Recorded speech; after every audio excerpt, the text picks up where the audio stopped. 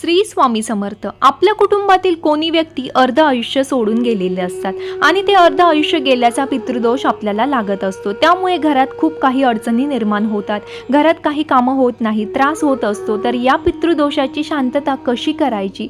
तर घरामध्ये महिला जो स्वयंपाक करते, घरामध्ये चपाती किंवा भाकरी बनवली जाते, तर सकाळच्या वेळी पहिली जी चपाती बनवली जाते किंवा भाकरी असते ती घ्यायची आणि त्या चपातीचे 3 भाग आपल्याला करायचे आहे. एक भाग गाईला चारायचा, दुसरा भाग कुत्र्याला टाकायचा आणि तिसरा भाग हा कावळ्याला द्यायचा. एखाद्या दिवशी कावळा नाही भेटला तर तो भाग गाईला किंवा कुत्र्याला घालायचा आहे. असे 3 प्राण्यांना आपल्याला रोज चारायचे आहे. असे 108 दिवस आपल्याला करायचे आणि 7 अमावस्याला आपण घरामध्ये जे काही जेवण बनवतो ते सर्व एकत्र करून त्याचेही देखील 3 भाग करून एक गाईला, दुसरा कुत्र्याला आणि तिसरा कावळ्याला द्यायचा आहे. असे 7 अमावस्याला आपल्याला करायचे आहे. बघा तुमच्या कुटुंबाचा पूर्ण पितृदोष निघून जाईल. श्री स्वामी समर्थ.